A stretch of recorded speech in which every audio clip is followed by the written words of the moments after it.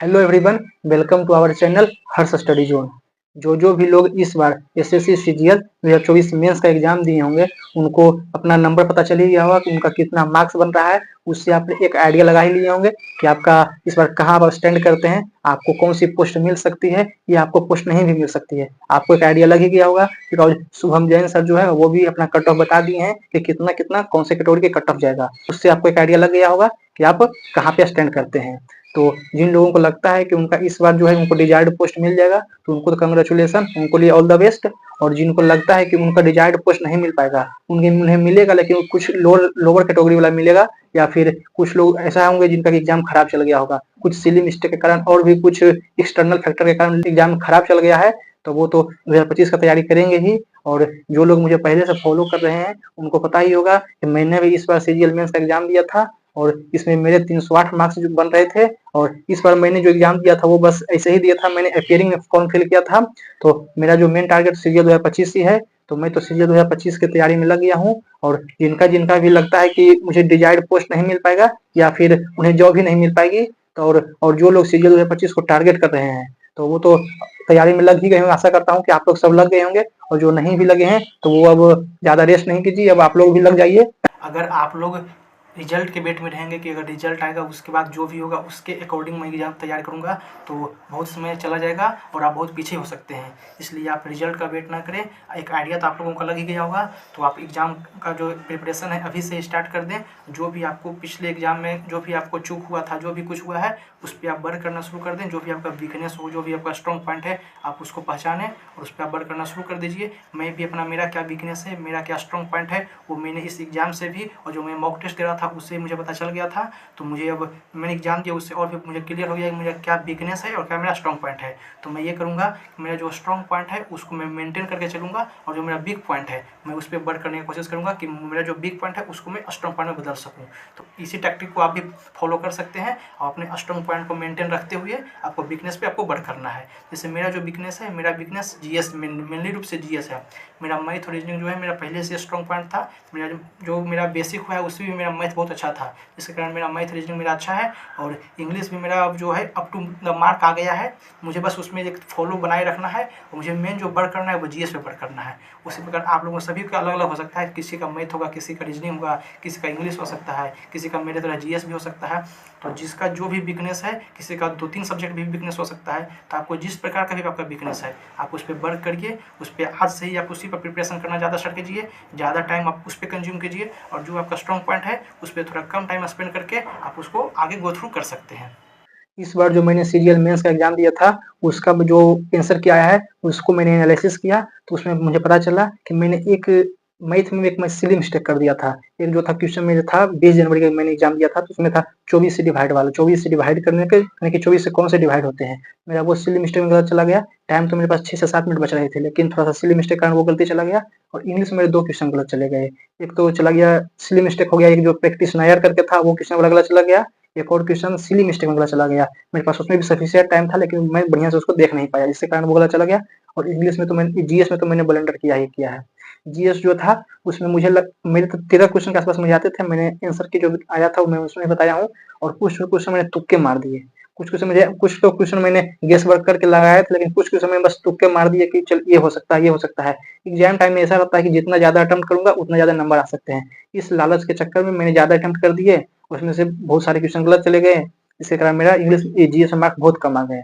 तो मुझे उसी पे वर्क करना है, और मुझे अब मेक श्योर ये करना है कि जितने क्वेश्चन आते हैं उतने ही करने हैं। 1-2 क्वेश्चन गेस वर्क कर सकते हैं लेकिन तुक्के नहीं लगाने हैं।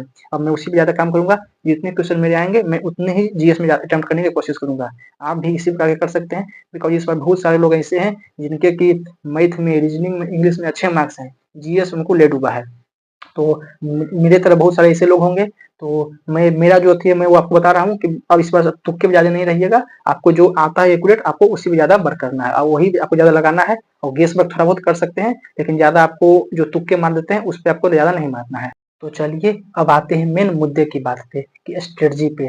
जैसा कि आप मैंने पहले भी शॉर्ट्स के माध्यम से शेयर किया है और मैंने पहले वीडियो में भी बताया है कि मैंने अभी सीजीएल के साथ साथ मैंने एसबीआई क्लर्क का फॉर्म फिल किया है, जिसका कि लगभग चांस है कि अप्रैल के लास्ट लास्ट तक उसका सारा वैकेंसी उसका प्री मेंस सारा कंप्लीट कर लिया जाएगा। तो मेरा जो स्ट्रेटजी रहेगा वो सीजीएल प्लस एसबीआई क्लर्क के साथ रहेगा। मैं दोनों को भी फॉलो कर रहा हूँ। सीजीएल पे भी के साथ-साथ में लेके चल रहा हूँ कि कंटिन्यूटी बना रहे, और अभी मेरा जो मेन ज़्यादा फोकस है वो भी एसबीआई क्लर्क पे है। बिकॉज़ मैंने सीएचएसएल मेंस का भी एग्ज़ाम दिया था, तो उसमें मेरे 326 मार्क्स आ रहे हैं। तो उसमें भी चांस है कि मेरा उसमें सिलेक्शन हो जाए। तो उसके भी जब भी प्रेफ़रेंस भी उसकी नहीं आई है, तो पोस्ट प्रेफ़रेंस आएगी, उसके बाद उसका रिज़ल्ट आएगा, तो उस पे भी डिपेंड करता है कि मेरा अगर उसमें सिलेक्शन हो जाता है, तो उसके बाद मैं जो है ड्रॉप कर दूँगा, एसबीआई क्लर्क का जो प्रिपरेशन कर रहा हूँ उसको ड्रॉप कर दूँगा, फिर केवल सीजीएल को आगे कंटिन्यू करूँगा। तो मेरा जो अभी जो मेरा स्ट्रेटजी रहेगा वो आपसे थोड़ा-सा डिफरेंट रह सकता है, बिकॉज़ मैं एसएससी सीजीएल के साथ-साथ एसबीआई क्लर्क का भी प्रिपरेशन कर रहा हूँ। तो मैं जो अपना बताऊँगा उससे आप अपना इम्प्रोवाइज़ कर सकते हैं कि आपको क्या फॉलो करना है और आपको क्या फॉलो नहीं करना है। और साथ में ही कुछ लोग ऐसे भी होंगे जो एनटीपीसी, रेलवे एनटीपीसी का फॉर्म भरे होंगे, तो वो जिनको लगता है कि सीजीएल उनके लिए थोड़ा-सा डिफ़िकल्ट है, तो आप एनटीपीसी में भी जा सकते हैं। अभी से आप एनटीपीसी की तैयारी कर सकते हैं, क्योंकि उसका भी एग्ज़ाम अब आने ही वाला है। अप्रैल, जून, जुलाई के आस-पास उसका भी एग्ज़ाम हो सकता है। तो आप सीजीएल के साथ-साथ एनटीपीसी के भी एग्ज़ाम का प्रिपरेशन कर सकते हैं, और सीजीएल का एनटीपीसी का लगभग सेम ही है, बस सीजीएल में इंग्लिश है और एनटीपीसी में इंग्लिश नहीं है, और सीजीएल में थोड़ा-सा साइंस कम पूछता है और एनटीपीसी में थोड़ा साइंस ज़्यादा पूछता है। तो आप इसको अपना सिलेबस देख करके आप उसके अकॉर्डिंग उस पे भी अपना स्ट्रेटजी बना सकते हैं। मेरा तो अभी एनटीपीसी पे ज़्यादा फोकस नहीं है, फिलहाल मैंने भी भरा हुआ है, लेकिन मेरा जो मेन फोकस अभी है एसबीआई क्लर्क पे है, और उसका जो प्रोसेस फास्ट प्रोसेस है, फरवरी के आसपास उसका प्री हो जाएगा और शायद अप्रैल लास्ट तक उसका मेंस भी हो जाएगा। तो मेरा मेन जो फोकस है वो मेरा एसबीआई क्लर्क पे फिलहाल है, और मैंने पहले ही बोला है कि अगर सीएचएसएल का रिजल्ट आता है तो उस पे भी डिपेंड करता है मेरा स्ट्रेटजी। तो उसके बाद मैं एकदम मेरा जो एसबीआई क्लर्क का जो स्ट्रेटजी रहेगा वो मैं ड्रॉप कर दूंगा और केवल सीजीएल का लेके चलूंगा। तो अब चलिए मैं बताता हूँ कि मेरा स्ट्रेटजी क्या रहेगा। तो मेरा डेली का एक रहेगा कि मैं डेली एक सीजीएल का एक मॉक दे दूं, और साथ ही साथ एक एसबीआई का भी फुल मॉक दे दूं। दोनों का एक फुल मॉक दे दूंगा, जिससे कि 100 क्वेश्चन इसके, 100 क्वेश्चन उसके, दोनों के 100 क्वेश्चन मेरा प्रैक्टिस हो जाएंगे। तो आपको एसबीआई में, मेरा जैसे एसबीआई में रीजनिंग रहता है, मैथ रहता है और इंग्लिश रहता है। तो इंग्लिश उसमें थोड़ा-सा सीजीएल के लेवल के रहता है, उससे थोड़ा-सा आप हाई रहते हैं, उससे कम नहीं रहते हैं। वहाँ पे मेन टाइम लिमिट रहते हैं, 20 मिनट में ही 30 क्वेश्चन करने के रहते हैं एसबीआई क्लर्क में। तो मुझे अभी जो फिलहाल है ज़्यादा इंग्लिश पे वर्क करना है। मैथ तो मेरा सब लगभग ठीक है, और रीजनिंग उसका जो है टोटली डिफरेंट रहता है सीजीएल से। कुछ पजल के क्वेश्चन पूछते हैं और भी कुछ क्वेश्चन पूछते हैं। तो मेरा जो अभी फिलहाल वर्क रहेगा कि मैं ज़्यादा वर्क करूँ इंग्लिश पे, और थोड़ा बहुत साथ ही सीजीएल के लिए जीएस को भी साथ में ले चलूँ, और रीजनिंग पे भी वर्क करूँ, बिकॉज़ रीजनिंग में कुछ क्वेश्चन ऐसे रहते हैं पजल वगैरह के, इस पे अगर आप नहीं ज़्यादा ध्यान दीजिएगा तो आपको क्वेश्चन छूट सकते हैं। तो मेरा जो मेन फोकस अभी है वो रीजनिंग पे, इंग्लिश और थोड़ा बहुत जीएस पे है। अभी मैं सीजीएल प्री का और एसबीआई क्लर्क का मॉक दूंगा। सीजीएल प्री का मॉक आप ओली बोर्ड पे भी दे सकते हैं, टेक्स्ट बुक पे भी दे सकते हैं, दोनों पे लाइव मॉक टेस्ट आते हैं, तो आप लाइव मॉक टेस्ट जरूर दें, बिकॉज उससे आपको करेंट का आपको सिनेरियो पता चलते रहता है।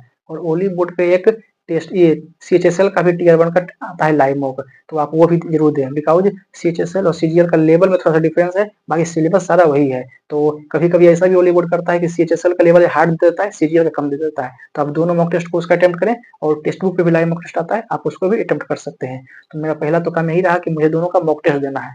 और अब मैं आता हूँ इंग्लिश पे। तो इंग्लिश पे मेरा जो रहेगा कि डेली मैं इंग्लिश माध्यम का टेलीग्राम पे एक चैनल है, वहाँ पे डेली उनका एक पीडीएफ आता है, जिसमें Monday to Saturday daily PDF में 25 क्वेश्चन देते हैं, और संडे को उसी का कंपाइलेशन करके सारा जो वोकैब रहता है वो वोकैब दे देते हैं। जो पीडीएफ रहता है उसमें 25 क्वेश्चन रहता है, उसी के साथ लगभग 50 वोकैब रहता है। तो मुझे वही करना है, डेली 25 क्वेश्चन जो है वो सोल्व करना है, जिससे कि प्री का जो 25 क्वेश्चन आता है उसी के लेवल का रहता है, तो उसकी प्रैक्टिस हो जाएगी, और वोकैब को डेली पढ़ लेना है। तो ये मंडे से लेके सैटरडे तक का ये प्रोसेस रहेगा, और सैटरडे को रहेगा कि जितना वोकैब आता है उसको बस एक बार पढ़ लें, तो जिससे कि वोकैब का रिवीजन भी हो जाएगा, और साथ ही साथ जो प्रैक्टिस चल रहा है इंग्लिश का वो प्रैक्टिस भी कंटिन्यू रहेगा। और इंग्लिश के लिए पहला तो इंग्लिश माध्यम का रहेगा, दूसरा रहेगा कि मैं डेली कम से कम 1 से 2 सेक्शनल मॉक टेस्ट जरूर दूं। तो sectional mock test textbook पे भी जो चल रहा है, सीपीयू का मिनी लाइव टेस्ट आता है जिसमें 100 क्वेश्चन रहते हैं, जब वो लाइव आता है तो वो मैं दे देता हूँ। और उसके साथ ही अभी मैं एसबीआई क्लर्क की भी तैयारी कर रहा हूँ, तो उसका इंग्लिश का लेवल थोड़ा सा हाइट रहता है, और उसमें थोड़ा सा टाइम लिमिट भी रहता है, 20 मिनट में ही 30 क्वेश्चन रहते हैं। उसमें कंप्रहेंशन जो रहते हैं वो थोड़ा ज्यादा लंबे रहते हैं उसमें, और PQRS भी रहते हैं, उसमें भी कुछ रहते हैं जो कि हाई लेवल के रहते हैं। तो उसके लिए एसबीआई क्लर्क का सेक्शनल मॉक दूंगा, क्योंकि वो भी लाइव मॉक टेस्ट आते हैं, लाइव आते हैं, मिनी लाइव आते हैं, लगभग 20 क्वेश्चन रहते हैं, कभी 25 क्वेश्चन रहते हैं, इस प्रकार के रहते हैं। तो वो मैं दूंगा, और उसका सेक्शनल मॉक भी दूंगा। और जब ये सब हो जाएगा, और साथ ही सीजीएल का भी जो प्री का रहता है, जो जैसे प्रीवियस ईयर का जो क्वेश्चन रहता है, उसको भी साथ में कभी 1-2 उसका भी दे देना है। तो मतलब टारगेट ये रखना है कि सेक्शनल मॉक टेस्ट से लगभग 50 क्वेश्चन से ऊपर डेली आपको बस सेक्शनल मॉक टेस्ट से प्रैक्टिस करना है, जिससे कि आपका इंग्लिश का कंटिन्यूटी बना रहेगा। कुछ ये मेरा अथी है। आपको अगर आपका अगर इंग्लिश अच्छा होगा तो आपका कुछ और भी हो सकता है, तो आप मेरे से आप इम्प्रोवाइज कर सकते हैं। तो मेरा ये इंग्लिश के लिए रहा। मुझे इस बार मेरा ये टारगेट है कि मैं इस प्रकार से प्रैक्टिस करूँ कि अगर थोड़ा हार्ड लेवल का भी क्वेश्चन आता है, मैं उसको ईज़ी वे में सॉल्व कर सकूँ। इसलिए मेरा जो है इस बार बैंकिंग का मैं इंग्लिश को सॉल्व करने की कोशिश करूँगा, उसमें थोड़ा हार्ड रहता है। तो उससे थोड़ा-सा इस प्रकार और साथ ही साथ सीजीएल का भी लेकर चलूँगा। एक कोशिश करूँगा कि बैंकिंग का सॉल्व कर लूँ और साथ ही 1-2 मैं सीजीएल का सॉल्व कर लूँ। जिससे कि अगर हार्ड भी इंग्लिश का आता है, चाहे जो भी सब्जेक्ट का हार्ड आता है, तो मैं उसको ही बना सकूँ, और अगर ईज़ी आता है तो वो तो बन ही जाएगा। तो ये रहा मेरा इंग्लिश का। और साथ ही इंग्लिश में मैं परमार एसएससी का जो परमार सर का जो चैनल है, परमार एसएससी क्विज करके, उस पे डेली 20 क्वेश्चन इंग्लिश का देते हैं, तो उसको भी डेली उसको भी अटेम्प्ट करना है। आप उस क्विज पे ज्वाइन होकर आप भी अटेम्प्ट कर सकते हैं। और अगर आप चाहते हैं कि मेरा जो स्ट्रेटजी है और मैं भी जो भी कुछ मेरा इंपॉर्टेंट चीज होता है, जैसे पीडीएफ वगैरह हो गया, नोट्स वगैरह हो गया मेरा, जो वो मैं आपको भी शेयर कर सकूं, तो आप मेरे टेलीग्राम चैनल पर जुड़ सकते हैं। टेलीग्राम चैनल का लिंक वीडियो के डिस्क्रिप्शन में और कमेंट सेक्शन में मैं पिन कर दिया हूँ। आप चाहें तो वहाँ पे जुड़ सकते हैं। यहाँ पे मेरा जो भी मेरा इन्फॉर्मेशन चीज रहेगा वो मैं आपको प्रोवाइड कर दूंगा। मेरा नोट्स वगैरह हो गया, और भी कुछ मुझे लगता है कि जो कि हेल्पफुल होगा आपके लिए, तो मैं आपको वो टेलीग्राम पे शेयर कर देता हूँ। तो आप वहाँ से जुड़ कर वहाँ से आप बेनिफिट ले सकते हैं। तो अब चलता हूँ रीजनिंग। तो रीजनिंग का तो मेरा बस जो मॉक टेस्ट देता हूँ उसी से मेरा हो जाएगा सीजीएल के लिए। और एसबीआई क्लर्क के लिए ये है कि मैं डेली एक प्रैक्टिस सेट जो होता है, यूट्यूब से मैं एक प्रैक्टिस सेट कर लेता हूँ। साथ ही वो क्वेश्चन जो होता है पजल का, वो मैं सोल्व कर लेता हूँ। और डेली कम से कम 1-2 जो है एसबीआई क्लर्क का सेक्शनल मॉक दूंगा। एसबीआई क्लर्क का, पीओ का, ये सब का सेक्शनल मॉक डेली देना है, कम से कम 2 या 3, जिससे कि रीजनिंग का मेरा जो है वो बना रहे। और इसके साथ तो अब रीजनिंग पे ज्यादा कुछ नहीं करना है। अब आते हैं मैथ पे। तो मैंने पहले ही बताया है कि मेरा जो मैथ है बेसिक से ही अच्छा है, तो मुझे मैथ में ज्यादा इफर्ट नहीं करना है। बस डेली जो मैं सीजीएल के लिए सीजीएल का, सीएचएसएल का और एसबीआई क्लर्क का जो मैं फुल मॉक टेस्ट दे रहा हूँ, उससे मेरा मैथ का जो भी है मेरा हो जाएगा। ये मेरे लिए है। अगर आपका मैथ वीक है तो आप मैथ के लिए आप मैथ के लिए एक्स्ट्रा टाइम दे सकते हैं, मैथ के लिए आप एक्स्ट्रा प्रैक्टिस कर सकते हैं। मैंने हमेशा वो यही बात बोल रहा हूँ कि आप मेरे स्ट्रेटजी देख सकते हैं, आप मेरी स्ट्रेटजी को फॉलो नहीं कीजिएगा। आपको फॉलो वही करना है जो आपके लिए बेनिफिशियल हो। ये जो मैं स्ट्रेटजी बता रहा हूँ ये मेरे लिए बेनिफिशियल है, तो आप केवल इससे एक आइडिया ले सकते हैं कि मेरा स्ट्रेटजी क्या है, और आप इससे आइडिया लेकर आप खुद का अपना स्ट्रेटजी बना सकते हैं। ओके, तो मेरा मैथ के लिए यही रहेगा कि डेली मॉक टेस्ट जो दूं उससे मेरा मैथ कंप्लीट हो जाएगा। और अब चलते हैं मोस्ट इंपॉर्टेंट जो है मेरे लिए है वो जीएस। क्योंकि मेरा जीएस ही सबसे बिग पॉइंट है, तो मुझे ज्यादा बढ़ के जीएस पे ही करना है। तो फिलहाल जैसे मैं भी एसबीआई क्लर्क का तैयारी कर रहा हूँ, तो उसमें मेंस में जीएस पूछता है और प्री में जीएस नहीं पूछता है। तो मेंस के लिए भी तैयार करना है और प्री में भी है और सीजीएल के लिए जीएस है ही। तो मुझे सबको साथ में लेकर चलना है। मैं जो भी ऐसी स्ट्रेटजी बता रहा हूँ ये मेरे लिए बेनिफिशियल है, ये आपके लिए बेनिफिशियल नहीं हो सकता है। आप इससे एक अनुमान ही ले सकते हैं, कैसे आप आइडिया ले सकते हैं कि मैं हमेशा आपको बोल रहा हूँ। तो मेरे लिए जो जीएस रहेगा, लेकिन जो मैं बताऊंगा उससे आप जो मेरा कि मैं क्या क्या फॉलो कर रहा हूँ आप उसको फॉलो जरूर कर सकते हैं। तो जीएस के लिए सबसे पहले मैं परमार एकेडमी के बता रहा हूँ। परमार सर का एक टेलीग्राम पे जो चैनल है, उस पर लगभग डेली सुबह के 7 बजे के आसपास वो क्विज भेज देते हैं। लगभग 20 क्वेश्चन रहते हैं, जो कि एग्जाम रिलेवेंट क्वेश्चन रहते हैं। क्वेश्चन ये छोटा हल्का क्वेश्चन नहीं रहते हैं, तो क्वेश्चन अच्छे रहते हैं।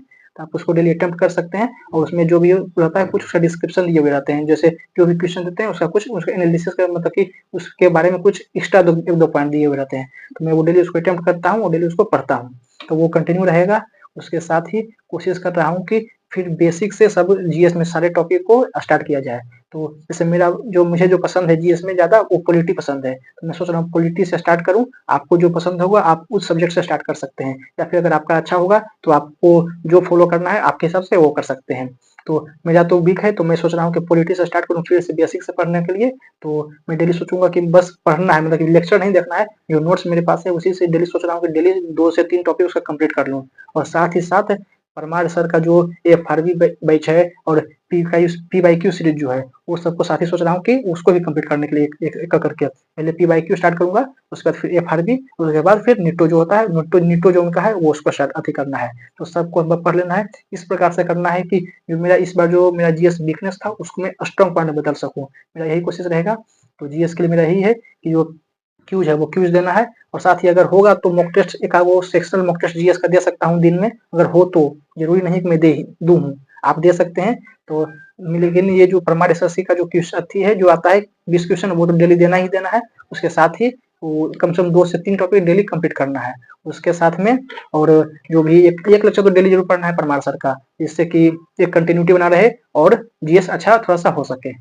तो मेरा यही स्ट्रेटजी मोस्ट प्रोबेबली अप्रैल तक चलने वाला है। उसके बाद कुछ चेंजेज हो सकते हैं, अगर उससे पहले सीएचएसएल मेंस में मेरा रिजल्ट आ जाता है तो भी कुछ चेंजेज हो सकते हैं। और मैंने एक चीज बताना भूल गया, इंग्लिश के लिए आप भी फॉलो कर सकते हैं और मैं भी फॉलो कर रहा हूँ, क्योंकि एक विनय कच्छा करके यूट्यूब पे टेलीग्राम पे चैनल है, जो कि जितनी भी इंग्लिश के पिछले पीवाईक्यू में जितने भी क्वेश्चन आए हुए हैं, antonyms, synonyms, one word substitution, ये सब जितने भी है, और एडियम्स एंड फ्रेज, ये वो डेली लगभग क्यूज के माध्यम से कभी 30 कभी 50 क्वेश्चन करके वो डेली अपलोड करते हैं। उसको ही मैं अटेम्प्ट करता हूँ, आप भी उसको अटेम्प्ट कर सकते हैं, वो आपके लिए बेनिफिशियल साबित होगा। ओके, तो आप इसको अटेम्प्ट कर सकते हैं। और आप लोगों से मुझे मेरा एक ये रिक्वेस्ट है कि जिनका भी जीएस अच्छा होगा तो आप कमेंट पे मुझे एक अपना सजेशन दे सकते हैं कि मुझे क्या फॉलो करना चाहिए। मैंने तो बता दिया कि मैं ये फॉलो करूंगा। अगर आपको लगता है कि इसमें से कुछ आप ये फॉलो कर सकते हैं, इस टीचर से पढ़ सकते हैं, ये सोर्स आपके लिए अच्छा होगा, तो आप सोर्स हो जो भी हो, आप अपना एक कमेंट में अपना राय दे सकते हैं, जिससे कि मुझे कुछ उससे बेनिफिट हो सके। ओके, तो आशा करता हूँ कि ये जो मैंने अपना स्ट्रेटजी आपसे शेयर किया कि मेरा डेली का क्या शेड्यूल रहने वाला है, अगर ये वीडियो आपको थोड़ा सा भी अगर हेल्प किया होगा तो वीडियो को लाइक जरूर करें और वीडियो को अपने दोस्तों के पास शेयर करें, और मोस्ट इंपॉर्टेंट इस चैनल को सब्सक्राइब जरूर करें, जिससे कि मुझे मोटिवेशन मिल सकेगा और इसी प्रकार के आप लोगों के लिए और अच्छी वीडियो बनाता रहूंगा। तो आप चैनल को सब्सक्राइब जरूर करें, और नेक्स्ट किस टॉपिक पे आपको वीडियो चाहिए वो आप कमेंट में बता सकते हैं। अगर मुझे लगेगा कि ये वीडियो मैं आपके लिए बनाऊं तो नेक्स्ट टॉपिक पे मैं वो वीडियो बना दूंगा। Okay, thank you.